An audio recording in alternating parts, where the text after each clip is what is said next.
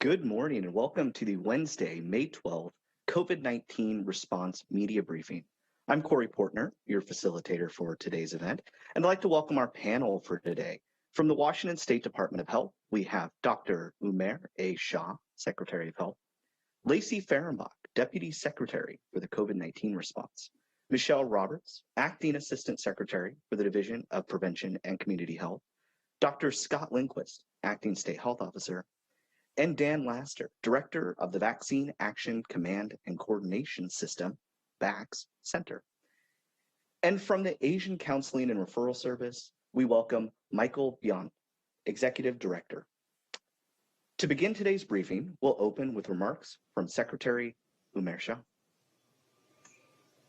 Thanks, Corey, for kicking us off. And I just want to, first of all, just thank all of you for joining us. It's another beautiful day in Washington with obviously a lot of fantastic news that we're hearing and seeing, and we're going to talk about some of that when it comes to vaccines with the news about Pfizer vaccine being available or eligible for those who are 12 years to 15 years of age for adolescents. Once that gets final approval, we're really excited about this news. So there's some really fantastic things that we're watching. But I want to, first of all, just remind everybody that we continue to be hopeful on the direction that we're going as a state and the trends that we're seeing.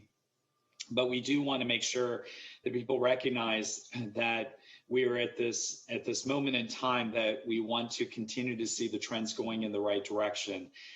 This includes our case data, our hospitalization data. Excuse me, one second. There you go. I had to clear my throat. So case data, hospitalization data, and the need to hold steady progress. And I think it really underscores the importance of vaccines. But before I start, let me first of all thank Michael Band for, and I hope I pronounced it correctly, and I'm sure he's going to correct me if I didn't, Executive Director of the Asian Counseling and Referral Service, for joining to discuss behavioral health impacts of COVID-19 on Asian communities. As we all know, May is the Asian American Pacific Islander Heritage Month and Mental Health Month, and we thought it was appropriate to have an expert to speak on both the challenges of recent events on the Asian American community, as well as the mental and behavioral health impacts on our community throughout the state of Washington, but in particular with our OPI community. And so Michael was kind enough to join us today. So as we'll kick it off to him in a moment, but before we do that, let me start with giving some information on where we are as a state. As we know, statewide, the case counts began flattening in mid-April. We have now seen some hopeful signs of hospital admissions also appear to be flattening or plateauing as well. While we've still had over 417,000 confirmed and probable cases of COVID-19 in our state, and we've seen, unfortunately, almost 5,600 deaths, the measures that we have been putting in place as all of us, state and locals, all of our partners and our community members are really starting to slow the pace of transmission. While it is still increasing as of April 23rd, it's a slower pace than we were seeing in early April. That means that we're seeing a plateauing in hospitalizations. We're seeing a continuing of flattening in cases. And we do recognize that these are trends that are hopeful, but again, we have to continue to see those trends permeate, if you will, as we move forward. Variants that spread more easily continue to dominate. And so the variants of concern, notable, we've been seeing increases in the P1 variant, and Dr. Lindquist is on and can speak to that as well. We're getting a lot of questions about population immunity and this real concept of herd immunity. And I do want to just remind everybody, as I said on last week's press briefing, that our focus continues to be on the term robust vaccine coverage. What is it that we can have from a standpoint of coverage for vaccines that allows us to blunt the impact of COVID-19 and really make sure that we protect people throughout the state of Washington? I'm going to show that first slide as I do every week, which is the three-legged stool, and just the reminder of the absolute critical importance of supply, logistics, and demand working together. While supply continues to be essentially flat, although we have some hopeful news that the federal government is allowing for states to be able to order additional vaccine if necessary. We do believe we absolutely have the logistics and capability of vaccinating as we have worked on for several months, as many Washingtonians as possible. But it's really now starting to focus on the third leg of the stool, which is demand. And we have been seeing a softening of demand in not just certain parts of Washington, but in communities throughout Washington. And we want to do everything we can to encourage and incentivize Washingtonians to be vaccinated. We want the vaccine choice to be the default choice. We want people to make the right choice by getting vaccinated with COVID-19 vaccine. If I can show the next slide, it's the reminder that we have made an incredible amount of progress in our state. And I want to give our team, particularly led by Michelle Roberts and her immunization folks behind the scenes who've been working with partners throughout the state of Washington, an incredible amount of credit. We have now administered more than 6 million doses of COVID-19 vaccine, and more than 80% of the delivered doses within the state of Washington have been administered. And why that's really critical for us is that when we think about this concept of robust vaccine coverage, we estimate in Washington that about 35% of the population has some sort of immunity as of April 29th. That includes vaccinations or prior infections, 35%. But if I can show the next slide, we have provided vaccines to almost 3.5 million people who have received at least one dose of vaccine in the state of Washington. That means 57% of the eligible population, that means 16 years of age or older, and obviously that's going to change once you have eligibility for the adolescents. That should happen hopefully later this week. That 57%, more than half of our eligible population has received COVID-19 vaccine, at least one dose, and almost 50%, 46% of our total population has also received at least one dose of vaccine. Now, it's important as we think about community immunity that the threshold is difficult to estimate. We know that variants and how long antibodies last and all sorts of other factors are very much in play as we continue to vaccinate as many Washingtonians as possible. But I think it's important for us to know that we do not have to reach population immunity threshold alone to see benefits of vaccination. We're already seeing signs of immunity that's helping slow transmission and reduce strain on our healthcare system. If you remember, with the numbers that we are seeing with cases previously, our healthcare system would have been significantly strained. While we may be seeing some of that in certain communities, for the most part across the state of Washington, we have adequate capacity because of what I believe is the importance of vaccines. Now, experts in the public health field across the country, and you've even seen the study that highlighted what was happening in Israel, start to see steady declines in cases or transmission around somewhere of 40 to 60% immunity.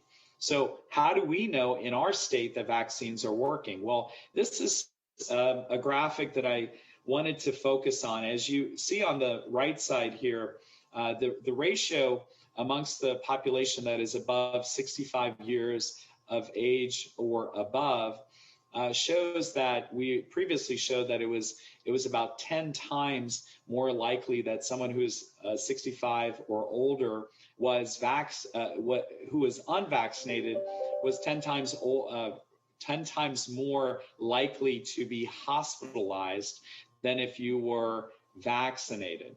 Well, this is the additional piece that we now wanted to show with our data folks who have now looked at the information, and we're now estimating that hospitalization rates in those who are in the ages of 45 to 64, so this is the left side of this graph here, who have not been vaccinated are 18 times higher risk for hospitalization than those who are fully protected.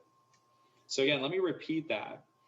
Those who are vaccinated are 95% more protected against hospitalizations than if you are unvaccinated. Unvaccinated people between the ages of 45 and 64 who have not been vaccinated, so they are unvaccinated, are 18 times higher risk for being hospitalized than those who are vaccinated or fully protected. So this is another reason we want to make sure that people in our state recognize the importance of vaccination and why reaching that robust vaccine coverage level is absolutely going to position us well for returning back to normalcy and bringing our state through this pandemic.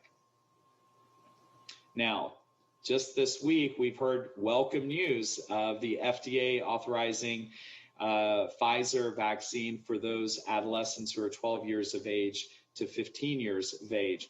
Michelle Roberts is going to speak to this in more detail. We know that ACIP and the Western States Scientific Review Committee is going to be meeting today.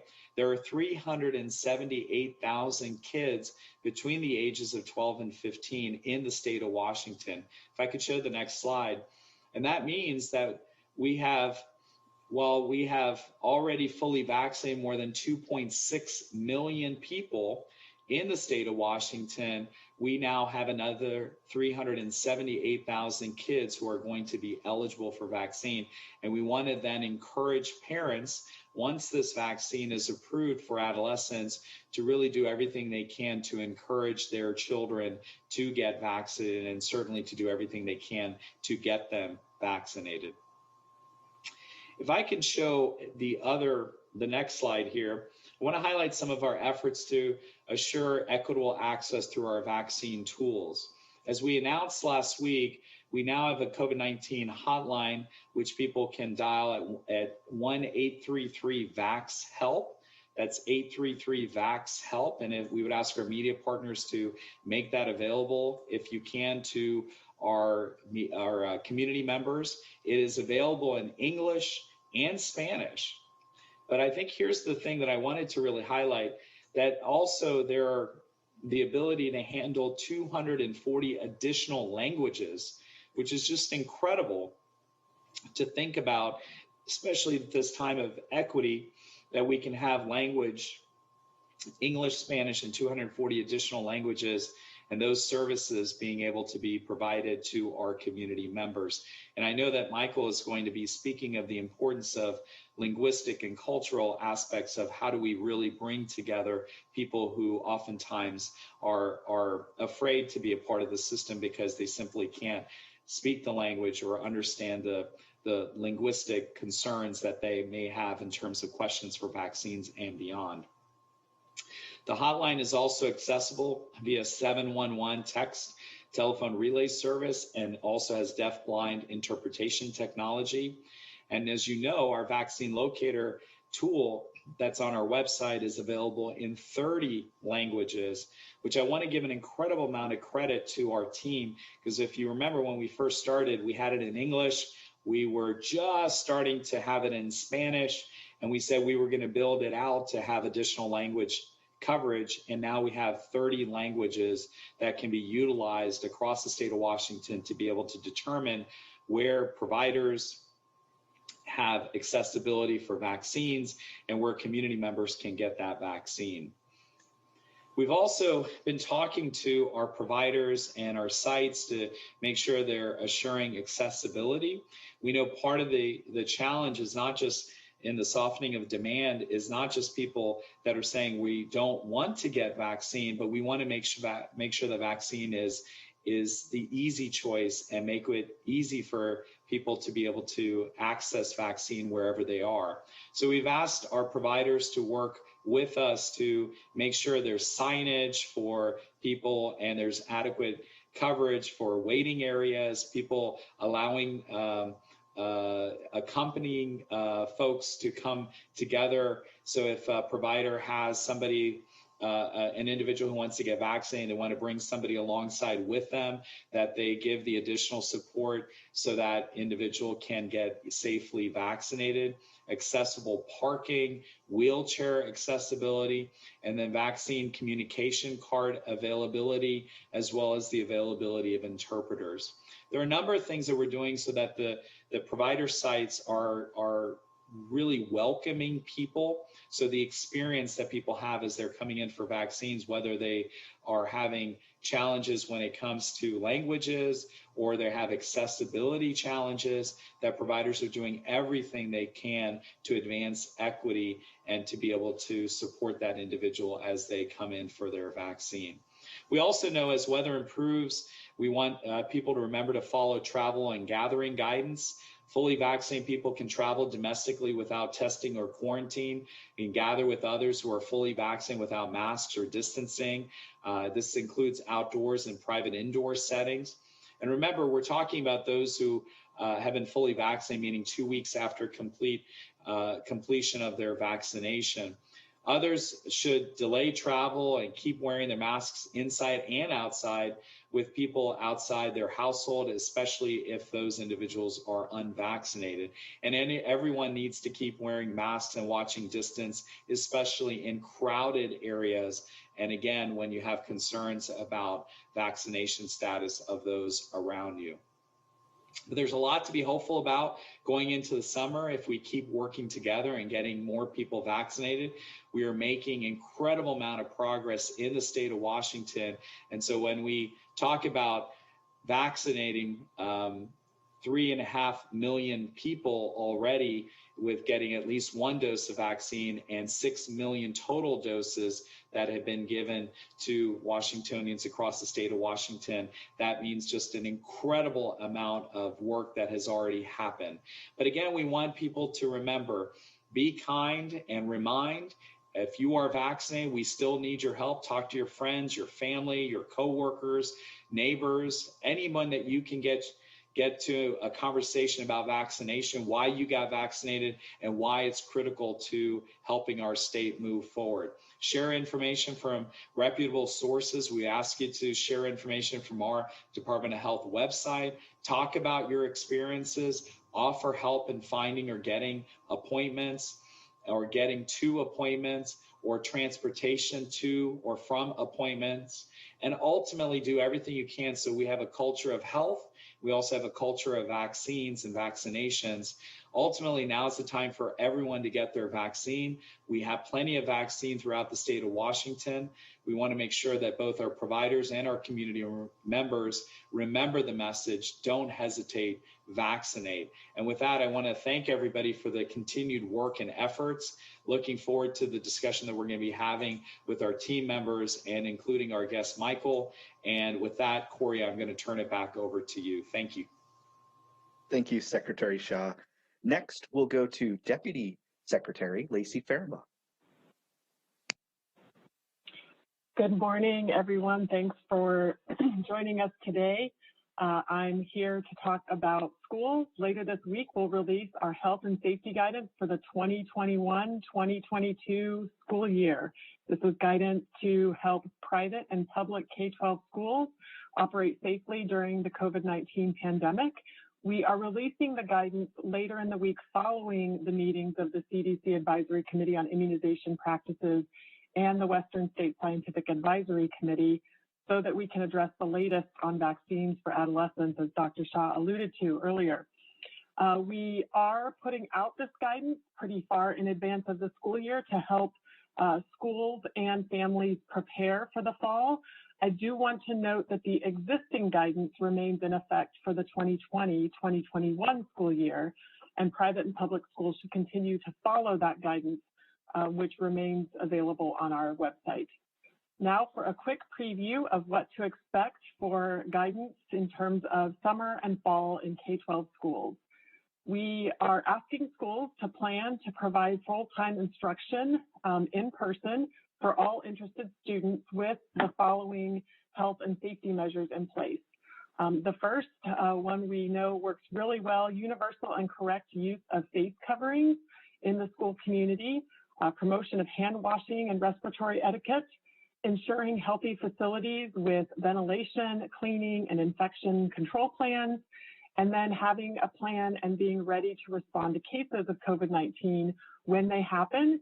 And that includes reporting to public health. It includes contact tracing, communicating with your staff, families, and school districts, as well as supporting students who need to receive instruction and are excluded from school due to illness or quarantine. In addition to those mitigations that I mentioned previously, physical distancing is recommended, and schools should have two plans in this regard.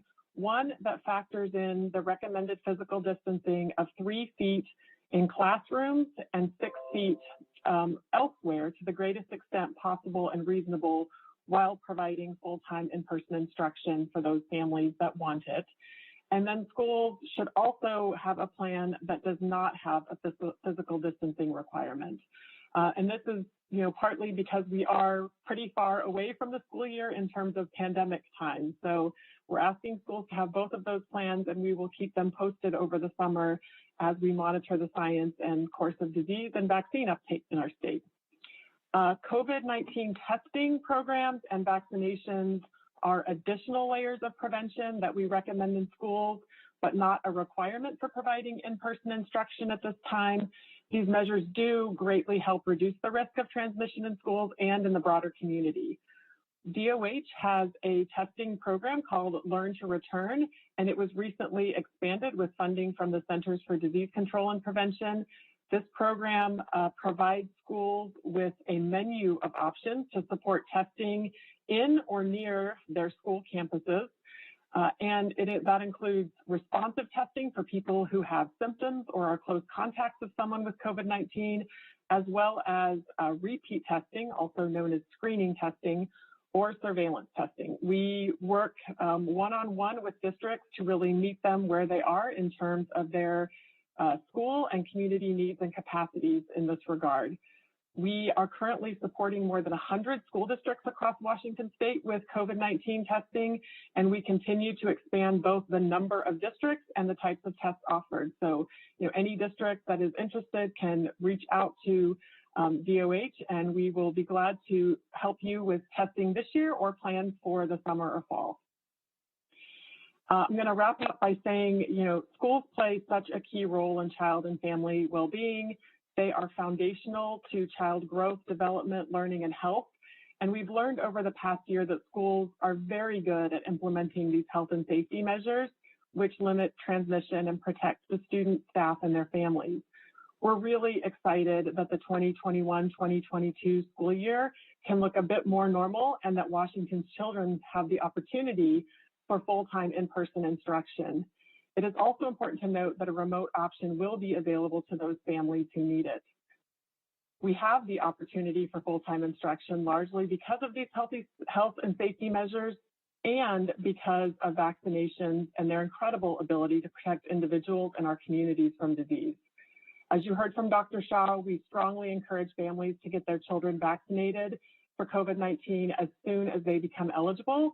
And we encourage schools to work closely with local public health and vaccine providers to help families in their community, students and staff, receive the vaccine and get protected over the summer. Every single person is a step forward every single person who gets vaccinated is a step forward on our journey to recovery from this pandemic and gets us closer to a more normal school year next year. Back to you, Corey. Thank you, Deputy Secretary Fehrenbach. Next, we'll go to Assistant Secretary Michelle Roberts. Good morning, everybody. I'm Michelle Roberts, and I lead the COVID-19 vaccine planning and distribution team for the Department of Health. It's nice to be back with everybody this morning. I want to start by celebrating some of the numbers that Dr. Shaw shared, but they're definitely worth repeating because we keep reaching a number of really important milestones. So today, when the dashboard updates this afternoon, you'll see that we've administered more than 6 million doses of the COVID-19 vaccine in Washington. And I think it's always worth making sure we're highlighting that most people are choosing to get vaccinated. In fact, 57% of all eligible Washingtonians have had at least their first dose, and more than 42% of people 16 and older are fully vaccinated. We are well on our way to protecting our community and using the power of vaccines to keep our communities protected. Our 4 state-led mass vaccination sites have played a big role as well. They've given out nearly 280,000 doses of vaccine. We've come so far, and all of this incredible life-saving work has happened in just 5 months. In fact, I think it was probably 5 months yesterday since the first dose of COVID vaccine was given in our state on Tuesday, December 15th. As far as this week, even more hope coming now that the FDA has expanded the authorization for the Pfizer vaccine for 12 to 15-year-olds. Tuesday's announcement was the first step in that process. The next step is today's CDC Advisory Committee on Immunization Practices meeting. And then tonight, the Western States Scientific Safety Work Group will also meet, review the data, and make a recommendation to the governors of those states. The CDC's Advisory Committee on Immunization Practice is the gold standard for clinical guidance for providers for how and who should be vaccinated. These 2 groups will give us recommendations and direction for vaccinating this younger age group. We know the Pfizer vaccine has been proven to be safe and extremely effective, and we're thrilled so many people are eager to vaccinate their children, myself included. Right now, we're encouraging parents and providers to wait to schedule their appointments until later this week to ensure we have all the information we need from these groups of medical and public health experts. As soon as they vote to recommend this vaccine for this younger group, we encourage everyone eligible to get vaccinated. The vaccine will protect our children and give us parents a peace of mind and maybe a little space from our children. It's the best step we can take to ensure our kids are healthy, remain in the classroom, can safely spend time with their friends, and take part in extracurricular activities, sports, theater, dance, whatever makes your child's heart sing. Those are all the things we want to increase what our families are doing and that we can do safely. We know and we hope we have more good news to share tomorrow once we know some of the outcomes of today's meetings. So let's talk about vaccine allocations and orders, because we've been getting a lot of questions about this lately. Our allocation forecast shows we'll be allocated nearly 400 doses of vaccine for next week. Orders haven't been finalized yet this week, but we know providers have been ordering less vaccine than in the past. And the CDC tells us this is something they're seeing happen across the country. There are likely several reasons why. Some providers already have vaccine on hand. Others are transferring when they have vaccine on hand between provider offices so they don't need to order more because they can share. Others know there's more vaccine available in the future, so they aren't ordering as much at the moment. And there's so much vaccine coming in through other channels as well, like the federal retail pharmacy program. And demand has also slowed down some. That's why it's important for us to continue to spread information, help answer questions, and make sure the vaccine is available to all types of locations, including pharmacies, your doctor's office, pop-up clinics, and more. Anyone who has not been vaccinated yet and is eligible can get a vaccine in Washington, regardless of where they live. Every vaccine that goes into the arm is good for everyone and helps protect us all. If anybody has questions and wants to know more about COVID vaccine, please visit the frequently asked questions page of our website or talk with your healthcare provider. The more people who are vaccinated, the more we all benefit as a community. And the data couldn't be clearer. We shared the hospitalization data that people who are vaccinated are better protected from COVID disease. And we still have high rates of disease in our community. The sooner more people are vaccinated and protected, the sooner we can get back to doing the things we love to do before this pandemic. Getting vaccinated is easier than ever before. Head to the vaccine locator to make an appointment today, or text your zip code to get vax. That's 438-829. to receive addresses of nearby vaccination sites or call our new COVID-19 vaccination number, 833-VAX-HELP. Thank you. Thank you, Assistant Secretary Roberts. Next, we'll go to Acting State Health Officer, Dr. Scott Lindquist.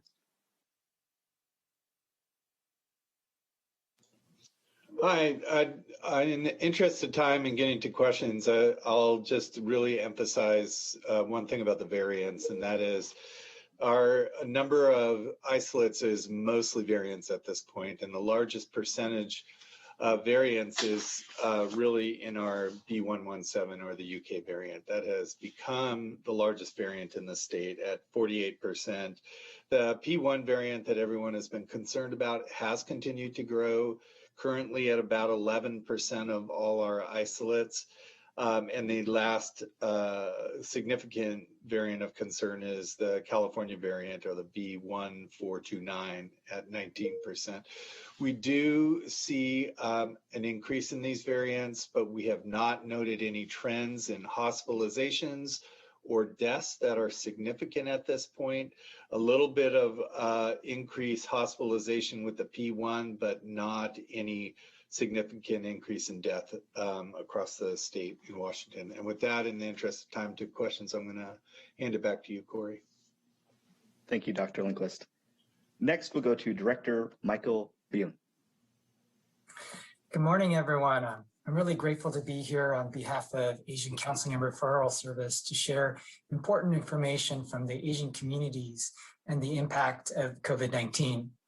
As Dr. Shaw mentioned earlier, this month is the month of May, the Asian and Pacific Islander Heritage Month, and it's also Mental Health Awareness Month as well.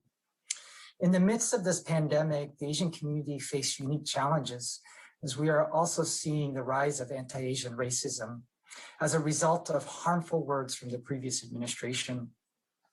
Information shared by colleagues here at ACRS shows that anxiety and depression are high because in certain communities, there's historical trauma, especially for those who are former refugees. We are also seeing more American-born Asians who are seeking out mental health services given their unique identity and culture background. Substance use has also increased as community members are trying to find ways to cope with uncertainty. The rise of anti-Asian racism means that older adults and women are more afraid to leave their homes. While we are seeing promising uptake in vaccination within our community, the mental health and behavioral health impacts brought on by the intersection of COVID-19 and anti-Asian racism is still very concerning. And I really appreciate the Department of Health recently rolling out the multi-language support hotline to make sure that language isn't a barrier, which often could be really important in ensuring access for our communities. It's incredibly important for the broader community at this time to show support for the Asian community by speaking out against racism in all its forms, especially on social media. We are also encouraging community to take the bystander intervention training and learn ways to safely intervene when you see harm. For businesses, small and large, posting signs like Stop Asian Hate is another way to show support. Thank you so much. Thank you, Director Bion. With that, this brings us to the Q&A segment of today's briefing. We do have a good number of media in with requests for questions today. If we're not able to get to your question, or rather you have follow-up, please reach out to us at doh-pio@doh.wa.gov. And also extending to our panelists that should we be able to, we may extend just a little bit to accommodate as many reporters as possible today. With that, I would like to open with our first question from, I think they've left the chat. All right, moving on. Steve with Como.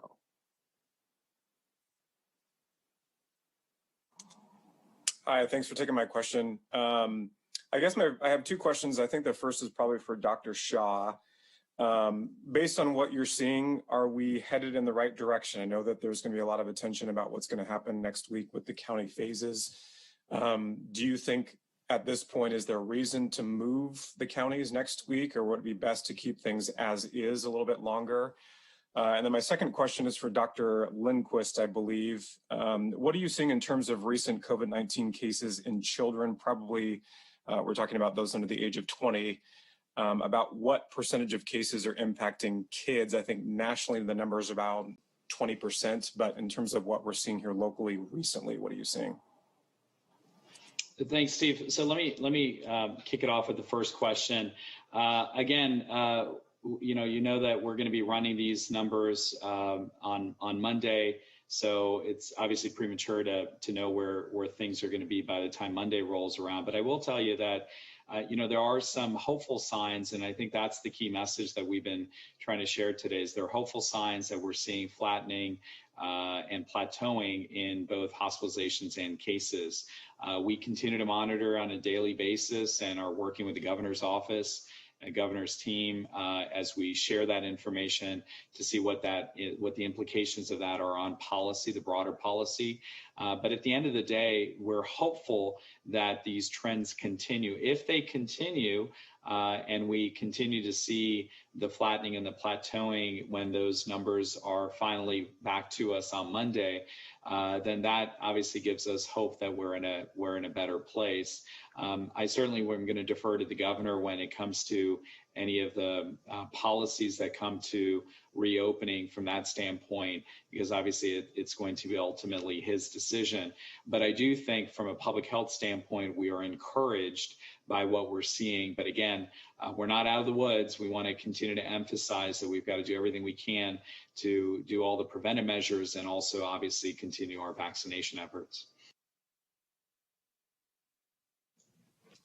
Yeah, and this is Dr. Lindquist. To directly answer your question, about 17% of all our cases are in people 0 to 19 years of age. So we're a bit under the national average, but more importantly, really looking carefully at the variants and seeing, is there a predominance in the younger age group? And we have not seen that trend yet here. So coming with vaccination of 12-year-old and older, we're probably going to see even a decrease in the number of cases and variants. Has not been a concerning trend here in Washington at this point.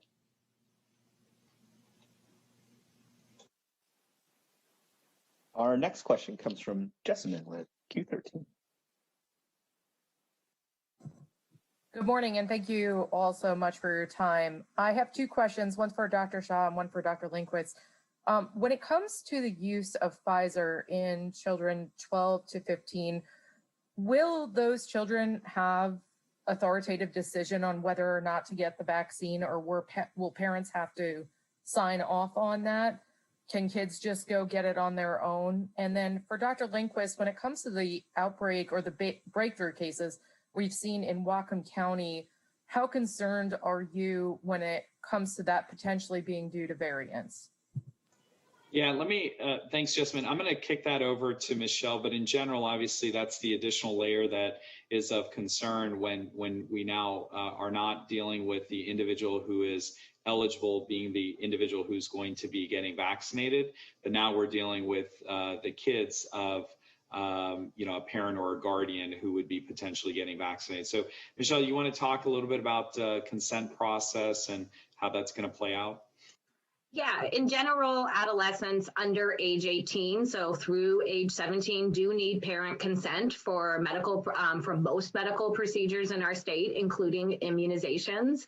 And so there's many ways providers can do that. Parents don't have to be present, but they do need to give their consent. And so they can get that consent written ahead of time, or there's a lot of options.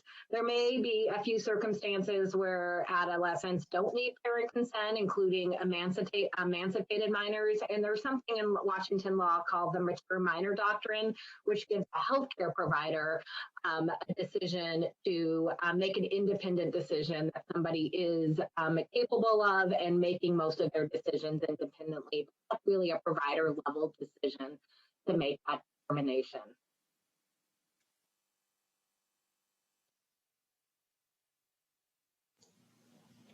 Okay, and so I'm going to answer your other question, which is how concerning are these variants and breakthrough? And so here, bear with me with this number. I don't know why I've got this memorized, but the number of breakthrough cases is 0.0003969. That is way less than 1%.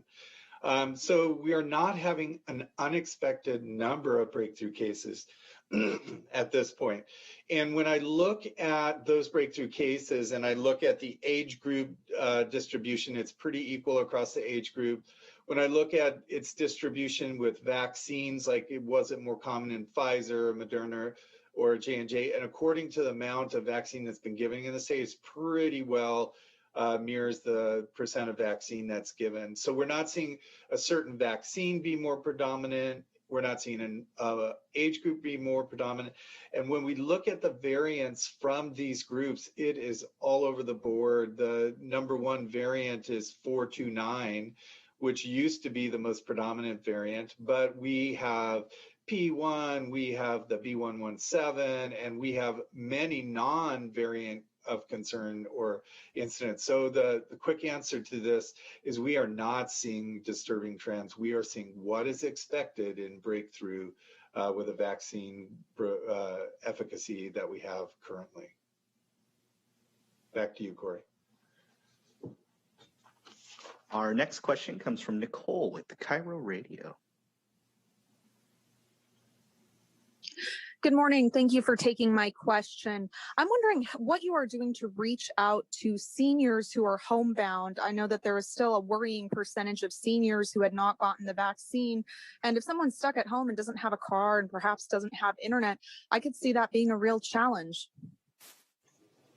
Yeah, Nicole, you're absolutely right. A number of efforts that are really aligned with working with our local health partners, local health jurisdictions, and making sure that there's a connection at the local community level. Yeah, this is really continues to be a significant area of interest and concern for us because we want to make sure that seniors in particular, regardless of who they are, where they live, or any other health or medical condition, that we get to them and get them encouraged to get vaccinated.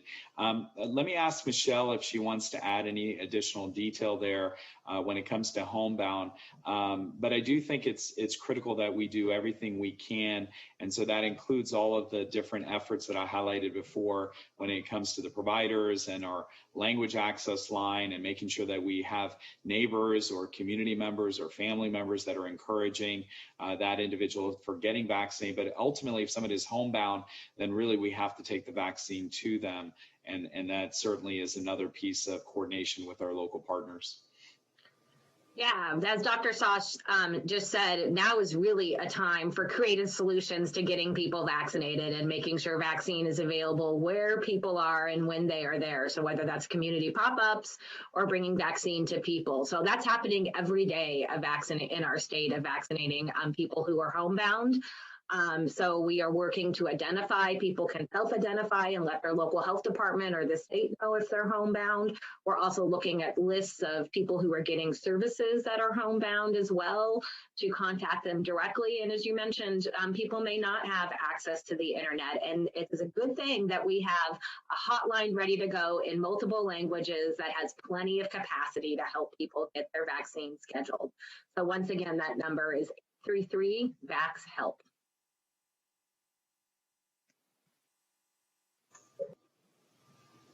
Michael Band, did you want to make a comment about the OPI community when it comes to encouraging vaccines, especially for seniors? Yeah, thank you, Dr. Shaw. I think one of the things that's really important is the power of word of mouth and how family connections and seeing other family members get vaccinated. So for our older adults, they really rely on that connection to make an informed decision about whether they move forward. Fortunately, as local data here in the King County area shows that vaccination uptakes among Asian communities are pretty good. And so I think we just need to continue that path and encourage and provide information, accurate information to our community members so that they can make an informed decision about getting vaccinated. Thanks. Our next question comes from Arielle with the Spokesman Review.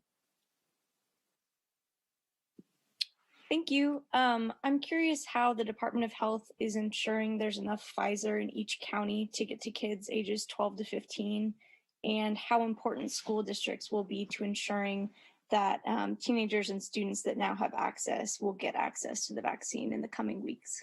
Thank you. Thanks, Sarah. Michelle, Lacey, why don't I kick that over to you? Yeah, we're doing a lot to make sure we've made, with this week's vaccine shipments, additional Pfizer vaccine went to every county in the state. And we already know that there's around quite adequate supply, over 650,000 doses of Pfizer vaccine that are in the state at the moment. So there is lots of vaccine out there. We're also making it easier to search by vaccine type and make sure vaccine type is available on our vaccine locator tool, so it can help identify the places where Pfizer vaccine is. The last thing we're doing is really working within communities to identify sites where maybe vaccine could be depoted, which means that where it could be shipped to one place and then we can break it up into smaller segments and get it out to multiple partners. And that's really important with the Pfizer vaccine because we know the minimum order size for an order of Pfizer vaccines over 1,000 doses, which is probably more than a lot of providers need at one time. And so that's why we're working on helping with sharing and transferring of one order of Pfizer vaccine. And just last final reminder, we've really transitioned to a demand-based system for vaccine ordering. So we're making sure providers understand that they should be ordering the vaccine they need, and we have plenty of Pfizer vaccine to support vaccine orders right now. Our next question comes from Tom with Public Radio Olympia Bureau. Thanks for taking my question. I was intrigued to see several other northern border states, including Alaska and North Dakota, decide to share surplus vaccine with their Canadian neighbors who seem to have a greater need for more supply. Have any of you had maybe even at least preliminary conversations about Washington sharing leftover vaccine with British Columbia? And maybe in any case, even if those haven't happened yet, would it be appropriate or plausible for Washington to help our Canadian friends on this? Yeah, thanks for that, Tom. I honestly, as you know, I'm learning the binational relationship between our friends in Canada and obviously states like ours in Washington. And I actually, interestingly enough, have my initial discussion with my counterpart in British Columbia later today. So I'm actually going to be having some discussions just to have a better understanding of the different relationship aspects of things. Now, whether or not we can share vaccine, my understanding was that was more of a federal piece of this, but Michelle may have some more details of that. Certainly, we want to encourage everything that we can do to help our Canadian neighbors, and certainly we also recognize the importance of in order to fight this pandemic, end this pandemic once and for all, we have to work across the globe, not just in Canada or not just countries that are joining us, but across the world, everywhere that vaccine access and inequities across vaccine availability throughout the globe, which as we are seeing, for example, what's unfortunately playing out in India and other places, we are absolutely committed to doing whatever we can. But we also recognize that some of those are at the federal level. So Michelle, do you have any specifics about that when it comes to being able to share? Yeah, we're not definitely, we can't be shipping vaccine over into Canada, but that if definitely somebody from Canada is in the US, the borders are largely still closed, but there are definitely reasons why, including industry and other pieces, shipping that Canadians may be in the US. And if they are here and vaccine supply is eligible, they can definitely be vaccinated. We know that's happening in some of our border communities now. We've gotten questions from providers in Whatcom County and others. And so as supply allows, we are already supporting of vaccination of any Canadians who are here in Washington. Our next question comes from Charles with the Columbia Basin Herald.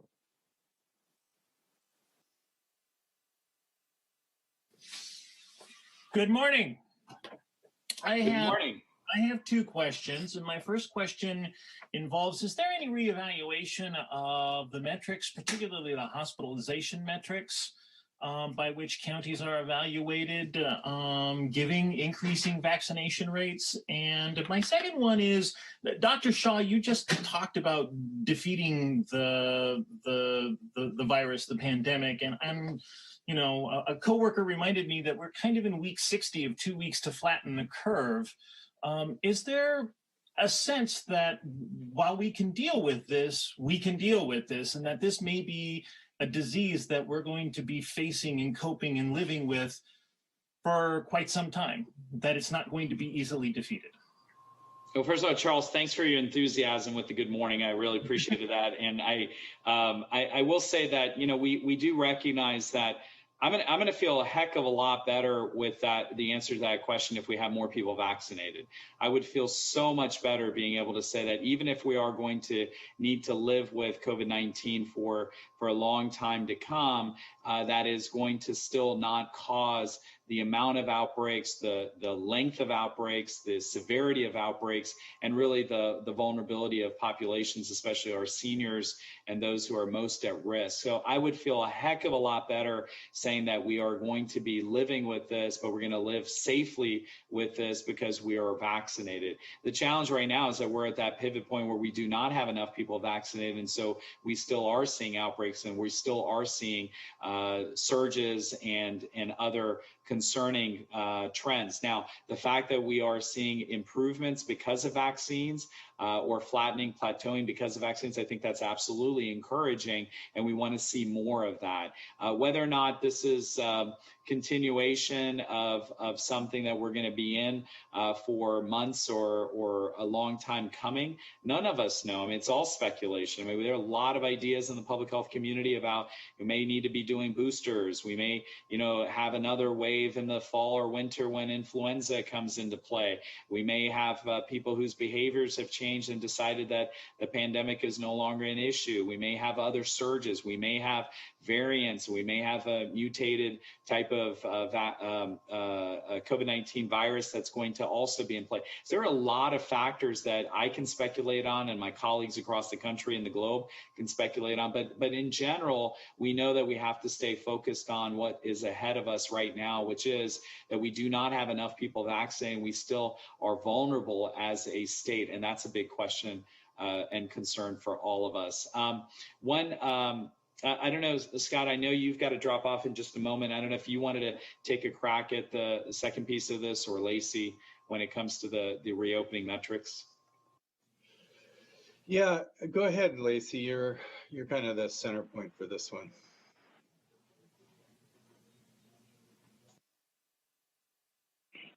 Thanks for the question, and I'll ditto the thanks for the enthusiasm. We're always looking at the metrics, both what the data are telling us in terms of disease trajectory for cases and hospitalizations, and what the thresholds are. And I think we are really looking closely at our vaccination rates and how well we are protecting our communities with robust vaccine coverage. So yes, we are looking at all of those things to figure out our short and long-term journey through this pandemic.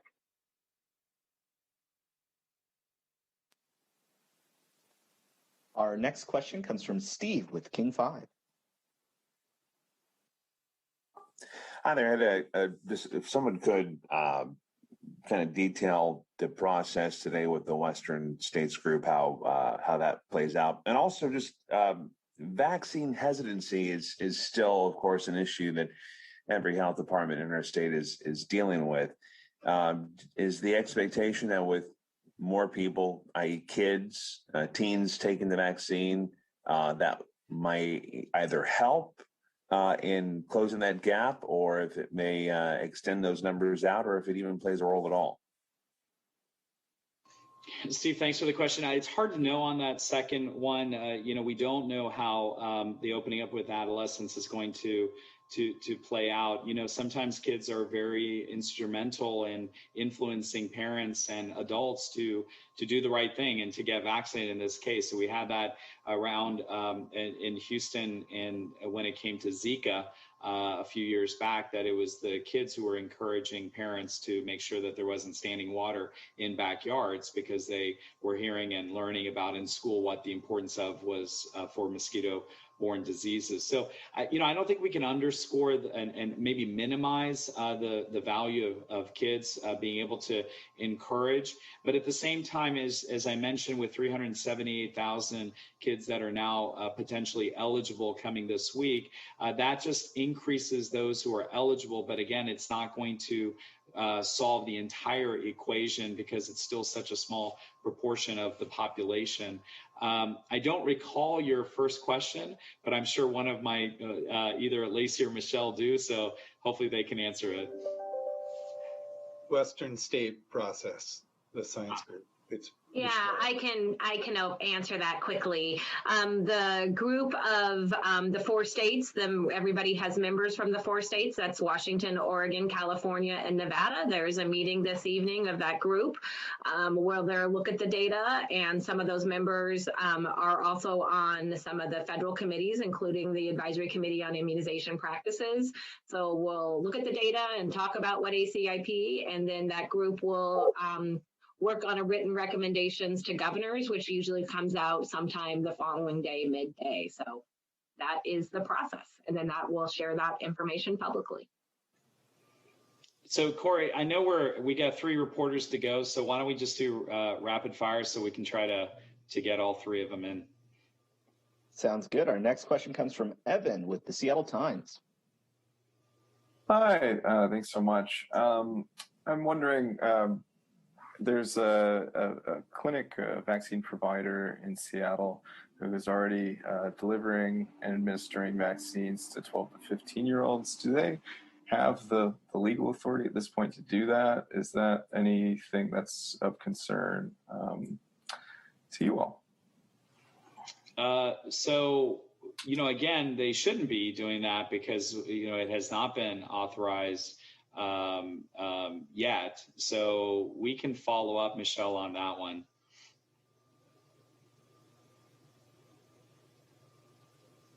Our next question comes from Eilish with KUOW. Thanks so much for taking our questions. When you talk about robust vaccine coverage, do you have a goal for what percentage of the population or what percentage of the eligible population you want vaccinated? Yeah, great question. Thanks, Eilish. We're actually having some internal discussions about what is that appropriate number, because it's a combination of obviously looking at what we think is going to prevent outbreaks and other aspects of the concerns, but also adding it into who may have already been infected. So we're looking at a number of those behind the scenes percentages. But I will tell you that it's higher than where we are currently. And so I think the focus that we have is to continue to vaccinate right now, because that gets us, again, every person gets us closer and closer to the goal that we ultimately have. Our final question comes from C.E. Vick with South Seattle Emerald.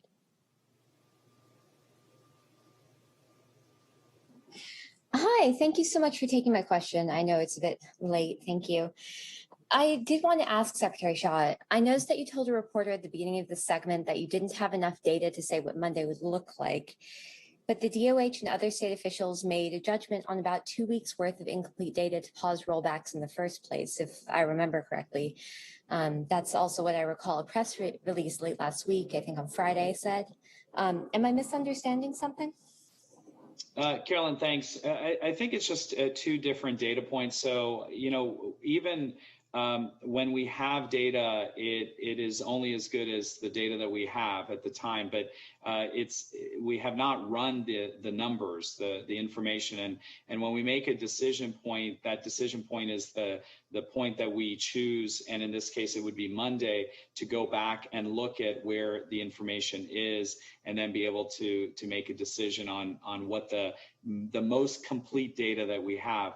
So if we make a decision today, it would be based on incomplete data, but it's also 4 or 5 days ahead of the actual time point that we're even going to be looking at that data set of data metrics. So we're premature because we're 5 days out, and we're also premature because we still don't have the complete data. So all of that is why we're geared up to have as much complete information by Monday as we can, analyze it, and then be able to make policy decisions based on it.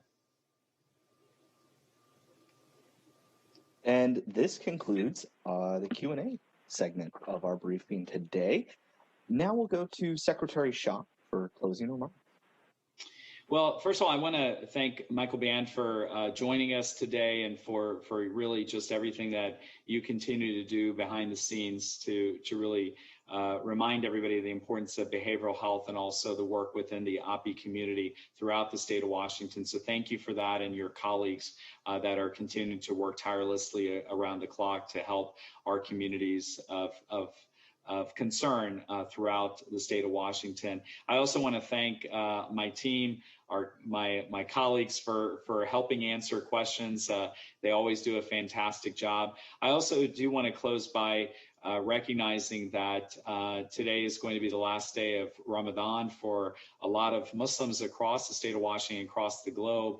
And I do want to wish everybody a happy Eid celebration for those who are celebrating tomorrow, but a reminder to Muslims and their friends to make sure that they celebrate safely and that they follow the guidance, because at the same time we are still in a pandemic, and we want to make sure that we remind community members of that. We've heard some reports of community members potentially ready to gather tomorrow, and if they're not vaccinated, they certainly will be put at risk, and we hope that those events or activities will be done outdoors as much as possible. So I wanted to make sure to share that message. And with that, I just want to say thank you to everybody. There are a lot of complex issues that we discussed today, and a lot of complicated factors that are still in play. We're doing everything we can to be as transparent as we can with the information, and also be as authentic as we can with the information, so that our community members can ultimately do what they need to do in order to protect themselves. We still have a lot of work to do for vaccines, but we're making progress. We're making an incredible amount of progress, and we're looking forward to the approval for the adolescents 12 to 15 later on, hopefully today or tomorrow, so we can continue to vaccinate Washingtonians and reach our goal. So with that, thank you so much. And Corey, I'll turn it back to you. This concludes today's media availability. I'd like to thank our panelists for their time today, and TVW for hosting today's live stream and archives of past briefings. Thank you. Thanks.